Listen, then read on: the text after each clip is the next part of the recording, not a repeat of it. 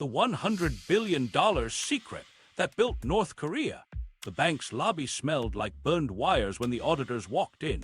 Screens were blank. By nightfall, deposits were evaporating from a place most Americans couldn't find on a map, Macau. What started as a routine review had cracked the edge of a money machine that fed missiles, mansions, and a myth. Your card swipe and a North Korean shipment were on the same rails. The date, September 15, 2005. The bank, Banco Delta Asia. One U.S. Treasury memo labeled it a primary money laundering concern. Pull that thread, and Bureau 39, Pyongyang's cash factory, comes into focus. The map of the money machine. Think of the network as a relay where the baton is value, not cash. The starter block is Bureau 39, an organ built to generate hard currency wherever law, risk, and opportunity overlap. It seeds state trading companies, turns diplomats into couriers, and pairs with brokers who can turn sanctioned commodities into spendable dollars. The baton moves to offshore hubs, Macau first, later Hong Kong, Shenzhen, Dandong, Singapore, where small banks and money service businesses plug into mid-tier correspondents, which in turn touch U.S. dollar clearers. The layers stack neatly when you see them once. Layer 1, production, coal exported off the books. Iron ore and seafood funneled through Chinese brokers. Overseas labor whose wages are largely confiscated through loyalty contributions. And across the 199s and 200s, revenue tied by credible investigations to counterfeit supernotes. Methamphetamine connected to chemical complexes like Hamhung, and wildlife contraband that surfaced in seizures involving North Korean diplomats in parts of Africa. Layer 2, transit. Chinese intermediaries and freight forwarders who blend cargo, switch vessels mid-sea, tweak bills of lading, and run AIS dark just long enough to confuse insurers and port authority. Layer 3, the liquidity taps banks with correspondent relationships. You don't need a Wall Street tower. You need a small Asian bank linked to a mid-tier that clears dollars in New York. That's the weak link in the magic trick. Once funds hit a correspondent chain, payments look like any other trade settlement, especially when buried under shells with nominee directors and innocuous HS codes. The camouflage is routine on paper because documents are manufactured to align. Why build it this way? Regime survival runs on hard currency. Offshore platforms bring that currency to market. Western liquidity makes it spendable anywhere. Deniable logistics erase fingerprints. Policy matters, but the hinge is reputation weaponized. Section 311 of the USA Patriot Act and the September 2005 designation that made Banco Delta Asia radioactive. That move didn't seize the world, it scared it. Touch dirty DPRK money, and you risk losing your dollar lifeline. There's a personal price here. The same schemes that move coal and luxury goods stress the pipes you rely on. Banks spooked by reputational blast radius raise fees, kill entire corridors, and slow payments. Insurers price uncertainty into shipping. That's the invisible tax of illicit finance. But to see how the network keeps running after shocks like BDA, we go to the source, the factory that turns isolation into cash. Bureau 39 isn't a rumor, it's a workflow. The factory of illicit wealth. Inside Bureau 39. Bureau 39 was born from scarcity. Kim Il-sung needed foreign currency to fund a system isolated from markets. Kim Jong-il scaled it into a diversified portfolio. In a country where the official economy starved, this bureau became the private engine for the leadership, insulated from ration lines, responsible for loyalty perks, and essential for buying components no domestic factory could make. The stakes were concrete. Missile programs required parts purchased abroad. Elites needed visible rewards to stay in line. Party organs needed cash to function. Bureau 39 delivered. Its mandates span the map. State trading companies flew national flags but operated like cartel subsidiaries. A cultural troupe might leave with instruments and return with envelopes sewn into suit linings. Diplomats doubled as dealers, protected by immunity but watched by handlers. Their embassies required to be self-financing and remit hard currency. The target never changed. Dollars and euros untraceable to the leader's offer. The revenue stack evolved with pressure. In the 199s and 200s, U.S. authorities described high-grade counterfeit $100 bills, supernotes, appearing across Asia and Europe. Investigations and think tank reports tied DPRK-linked networks to methamphetamine production that leaked into Japan, with the Hamhung chemical complex frequently cited by defectors and analysts. Wildlife contraband, ivory, rhino horn surfaced in seizures involving North Korean diplomats in several African states, documented by watchdogs and media. None of this was ideological. If it could be monetized and moved, it fit the portfolio. But the biggest money often looked old-fashioned: commodities and labor. Coal and iron ore moved through Chinese brokers even as UN bans tightened, tucked into mixed cargo or declared under false origins. Petroleum flowed in via ship-to-ship transfers beyond radar range, backfilling domestic markets so export cash could keep flowing. Overseas laborers, construction crews in Russia's Far East, factory workers in Chinese border towns, teams dispatched to parts of Africa or the Gulf, earned wages that, by credible human rights reporting, were largely confiscated by the state through mandatory remittances and controlled dormitory systems. Families back home depended on a sliver. The regime captured the rest. Front companies made it look ordinary. A Dandong trader registered a shell with a Chinese figurehead. A Hong Kong entity appeared as exporter, its beneficial owner buried behind a trust. Bills of lading listed everyday goods, spare parts, textiles, recyclables, while the actual cargo told a different story or simply didn't exist. Trade-based laundering thrived. Over-invoicing to move value out, under-invoicing to hide proceeds, phantom shipments where documents traveled and cranes never moved. On a desk in Pyongyang, the ledger matched because the paperwork was written to match. Here's the human edge. A North Korean accountant tracked every dollar in a ledger knowing one mismatch could end his career and his safety. A captain sat in a wheelhouse off Ningbo, told to shut off AIS for 3 hours and take fuel from a ship with no markings. He signed a log showing a different time and latitude. A junior diplomat in southern Africa carried a heavy suitcase through a VIP channel, sweating under fluorescent lights, thinking more about his family's apartment assignment than the wildlife products inside. They weren't supervillains. They were cogs under pressure, paid in security and punished in fear. Diversification was the advantage. When one stream got hot, another expanded. When counterfeit currency drew attention, coal ramped. When coal got banned, ships went dark and cargoes blended. When tracking ships got easier, cyber crews launched spearphishing campaigns and crypto raids, turning code into cash and routing it through over-the-counter brokers in China and Hong Kong. Cyber didn't replace coal or labor, it added shock absorbers. Snap one line and 2 more took the strain. At home, contradictions told the story. During famine years, the inner circle imported liquor and European cars. High-end watches and luxury handbags turned into loyalty tokens. Kim Jong-il and later Kim Jong-un rewarded generals, party cadres, and rising Danju merchants with gifts that signaled proximity to power. Those goods weren't indulgences, they were governance in a sanctions economy. A loyalist with a new apartment and imported whiskey is more invested than a hungry colonel with nothing to lose. Sanctioned exports morphed into off-book cargo carried by Chinese companies or routed through Russian Far East ports. Flags of convenience disguised vessels. Renamed hulls shrugged off past violations. Insurers worked the gray, sometimes unaware, sometimes unconvinced, always balancing paperwork with premium. The regime didn't need every shipment to succeed. It needed enough to keep hard currency accounts steady and elites satisfied. But cash isn't power unless it can touch the wider financial system. That was Bureau 39's constant constraint. You can sell coal for yuan across the river, but to buy precision components in Europe or reward a loyal cadre with a German sedan, you need dollars or euros or at least a path to them. That's why Macau mattered. Small enough to be flexible, plugged in enough to open dollar doors, and close enough to feel familiar. In September 2005, when the United States pointed Section 311 at Banco Delta Asia, the Bureau's quiet pipeline hit a wall. Outside, the reaction was fast.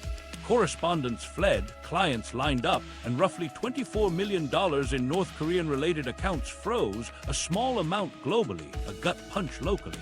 6-party talks detoured into bank logistics. The point landed, reputation could do what raids couldn't. Banks across the region recalibrated, closing accounts and hardening controls against patterns Treasury highlighted. Front companies with generic profiles, bulk cash accepted without source scrutiny, and tolerance for activity matching DPRK typologies. Bureau 39 adapted by splitting deposits, fragmenting payments, and rotating corporate skins faster than before. The machine kept humming because the factory was never one thing.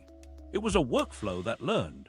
It traded in paper, steel, and code, in gifts and fear, in offshore access and onshore control. It still does. The Macau Nexus, Banco Delta Asia, and the September 2005 shock. While ships moved cargo and handlers counted cash, the dollars needed a doorway. For years, that doorway sat on a quiet street in Macau. Banco Delta Asia wasn't a giant. It didn't need to be. It held something more valuable than size, correspondent access that let a modest balance in Macau echo through New York. To Bureau 39, that was oxygen disguised as routine. On paper, the mechanics looked boring. DPRK-linked trading firms and their proxies opened accounts under bland names: electronics, scrap, textiles. Some brought in bulk deposits. Others received wires from Chinese intermediaries booking advance payments for shipments that wouldn't match later invoices. Compliance elsewhere might have balked. At BDA, according to the U.S. Treasury's September 15, 2005 finding under Section 311 of the USA Patriot Act, red flags were minimized or waved through. The phrasing in Washington was direct, a primary money laundering concern. Macau hummed above this floor. VIP rooms clinked with champagne while couriers counted banknotes. A mid-tier bank in Hong Kong provided the next link, clearing dollars through a larger correspondent in the United States. In Pyongyang, payments appeared as trade. On Bureau 39's ledger, they were lifeblood that wouldn't leave fingerprints on the dear leader's desk. Then the hammer fell. September 15, 2005 wasn't a seizure, it was a signal. Section 311 did something surgical. It warned that touching BDA could threaten your US dollar access. In a reputation-driven system, that was an alarm louder than sirens. Inside BDA, phones lit up. Correspondents backed away. Account holders lined the lobby. The Macau Monetary Authority stepped in to halt a run, and roughly $24 million tied to North Korean-related accounts froze. Small money to a global bank. A gut punch inside Pyongyang's cash calculus. Six-party talks suddenly had a bank as a character. DPRK negotiators treated access to those funds like a loyalty test. Release the money or the conversation stalls. Treasury's answer was the point. Reputational risk can outrank choreography. A single designation had turned a regional lender radioactive, and boards across Asia noticed. Relationship managers who once won arguments started losing to risk committee. Quietly, institutions closed accounts, raised thresholds, and demanded documentation DPRK fronts couldn't provide. A reflex took root. When in doubt, the risk. The number wasn't the story, the chill was. Section 311 worked upstream before dollars fully entered the system. It set off a run not just at a counter, but on a category of risk. Banks learned to scan for patterns named in Treasury's finding: bulk cash accepted without source scrutiny, front companies with generic profiles, tolerance for activity that matched DPRK typologies. Compliance software caught new rules. Analysts built mental ones. Clusters of general trade, firms sharing directors, freight forwarders, or warehouse addresses. Invoices split into suspicious bands. HS codes that hid value in recyclables and industrial fittings. What nobody clocked in the first week was elasticity. Couriers shifted to cash-heavy money service businesses in the Pearl River Delta. A provincial bank in northeast China started receiving wires structured as dozens of small trade payments. Hong Kong shells re-registered under fresh nominees, directors rotated, addresses hopped districts. The door closed, the hallway lengthened. But BDA exposed something Pyongyang couldn't fix with speed. Weaponized reputation turns handshakes into liabilities. For a network built on small hubs and personal ties, that was a structural wound. Microscenes tell the ripple. A Macau teller watched her cousin's job disappear when an MSB folded after correspondents quit. A Chinese broker in Dandong raised fees. Risk now had a price, and everyone downstream would pay it. A North Korean finance officer saw an intermediary bank account closed with no explanation and lost a European supplier. Meanwhile, back offices from Tokyo to Singapore adjusted. Screening rules added telltales. Sudden director changes, nested accounts, trade flows that didn't fit declared business lines. Trade finance desks, once paper-first, asked for vessel histories and AIS integrity checks. Bills of lading alone stopped being magic. Months later, portions of the frozen funds were released under tight conditions, and FinCEN's 2007 final rule locked the fifth special measure against BDA's U.S. correspondent access. Years on, Washington would even withdraw the finding in a technical sense. The reputational scar still stuck. The precedent mattered more than the specific bank. A targeted 311 action could freeze more than funds. It could freeze relationship. You didn't need blanket embargoes to isolate a hub. You needed counterparties to fear the blast radius. The network's counter was segmentation. Rotate shells quarterly, swap banks monthly, spread payments across dozens of invoices priced to jitter within plausible bands. Go yuan first, dollars later. Use barter when paperwork tightened. Add cyber as a buffer, stablecoins through OTC desks when a wire hung in review. Redundancy stopped being a tactic and became doctrine. 2 brokers per corridor, 3 shells per contract, 4 banks per region. BDA didn't end the pipeline from Bureau 39 to dollars. It changed its shape and speed. The corridor that once fit through a lobby in Macau splintered into side streets and back alleys, provincial branches, underground exchangers, phantom cargo, and carefully staged documents. The system adapted around one new rule: reputation is a weapon. Banks learned to wield it. Pyongyang learned to work around it. And somewhere between those lessons, the cost of every shipment, every invoice, and every gift in Pyongyang crept higher, paid by margins, by time, and by people who had to keep saying yes to keep their lives steady. Elastic networks, how the corridors rebuilt overnight. Close one door, build a hallway. That's what happened after September 15, 2005. The need inside Pyongyang didn't shrink. Missile parts, fuel, loyalty gifts, so the system flexed and rerouted in days, not months. Macau went cold. Value slid toward thinner oversight and thicker relationships. Provincial banks in China's northeast became temporary faucets. Underground exchangers in the Pearl River Delta stacked duffel bags of yuan and dollars in back rooms, advancing value on trust and netting ledgers by week's end. Trade became the camouflage of choice. Over-invoicing moved value out. Declare $60,000 worth of polymer scraps as $300,000 and settle the difference as logistics. Under-invoicing hid proceeds. Call a $250,000 cargo of industrial fittings $70,000 and bank the surplus off-book. Phantom shipments finished the set. Documents sailed through customs while cranes never moved. Hong Kong shells ran paper. Singapore shells added polish. A Dalian general trade firm filed HS codes so bland a risk officer needed a microscope to object. It worked because paper matched paper, not because paper matched steel. Couriers adapted too. Bulk cash still crossed borders, but gold coins and luxury watches joined the mix. Dense value, fewer questions.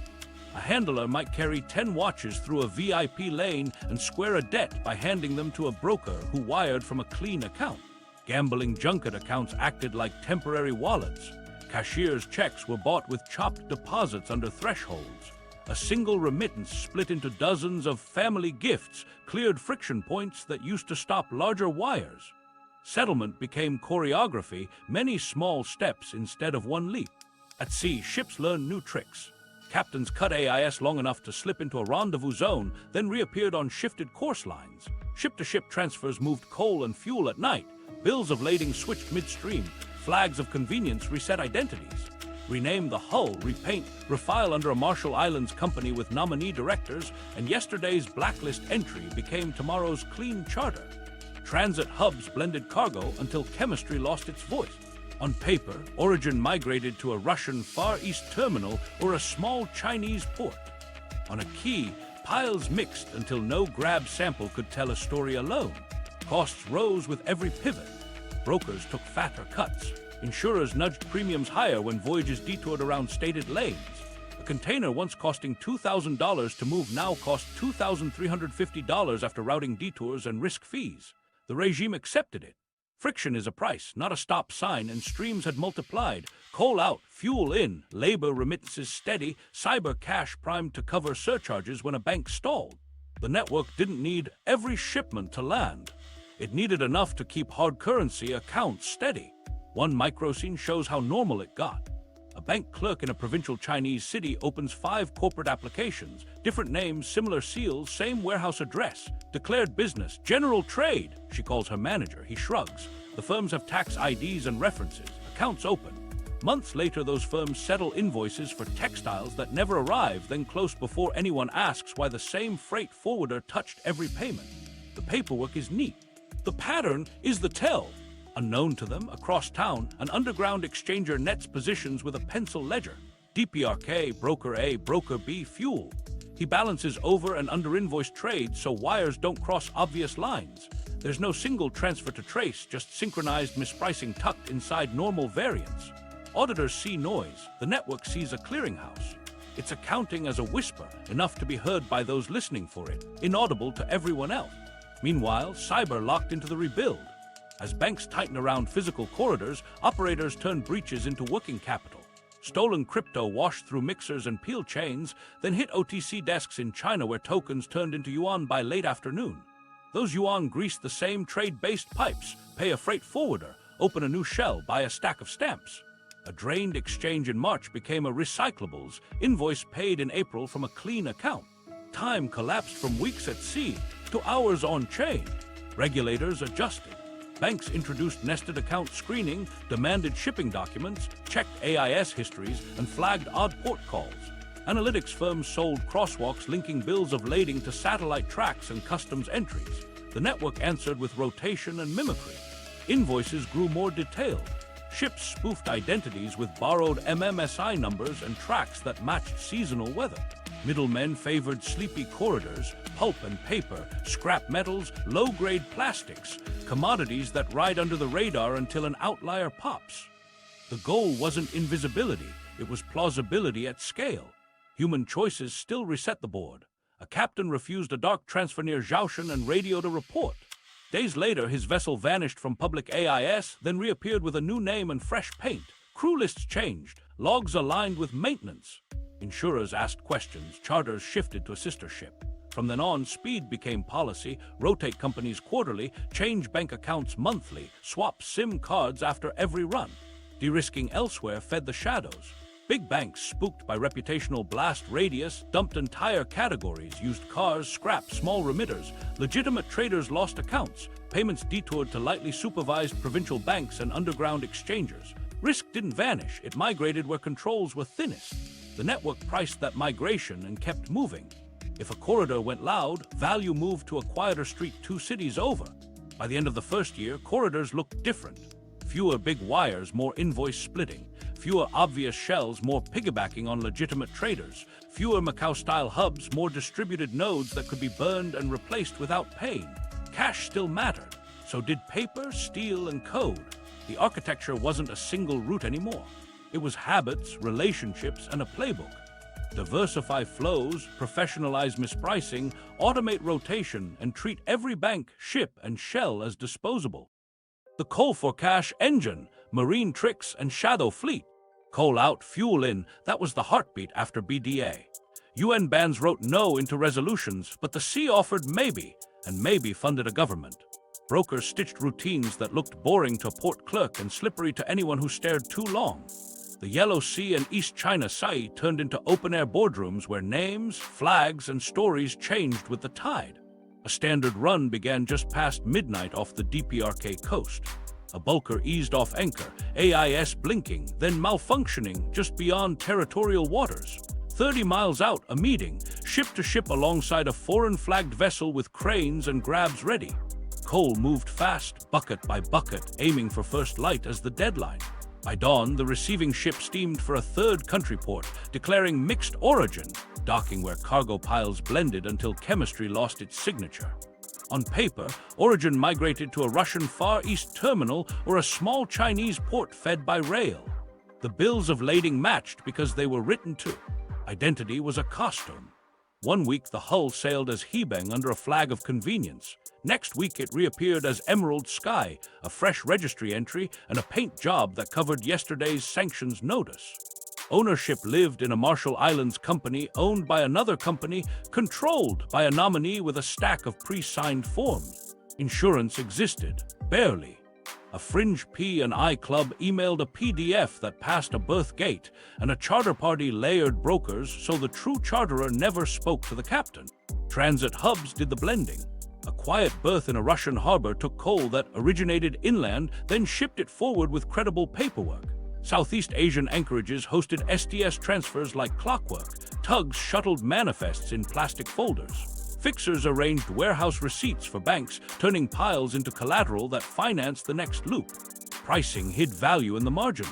Overstated freight charges padded proceeds upstream. Understated coal grades shaved dues downstream. If nobody demanded lab tests, the numbers danced. Captains rehearsed alibis. Weather deviation, equipment failure, fishing nets in the lane. Logs reflected these excuses, time-stamped to match AIS gaps. Crews practiced answers. A chief engineer kept a notebook of outages synchronized with every dark rendezvous. A pilot boat dropped spares and sometimes envelopes just before port calls. Politeness was policy. Silence was profit. Satellites got sharper. Analysts matched draft changes to declared cargo and flagged anomalies. SAR imagery lit up dark hulls on cloudy nights. Compliance teams asked for port state control histories and third-party inspection reports. The network reacted. Rendezvous points slid north and south. AIS spoofing borrowed nearby identities. Handoffs shortened to hours so a single satellite pass missed the moment. When a ship was photographed mid-transfer, sister hulls shifted coordinates by 50 miles and learned new weather scripts. Fuel flowed the other way on the same tricks. Small tankers loitered at agreed coordinates. Hoses snaked across black water. Diesel moved into North Korean receivers labeled fishing support. Public data showed nothing. Back in Nampo, trucks refueled within days. Factories flickered. On paper, no link existed. In practice, every transfer bought another month. Costs rose. Insurers added exclusions.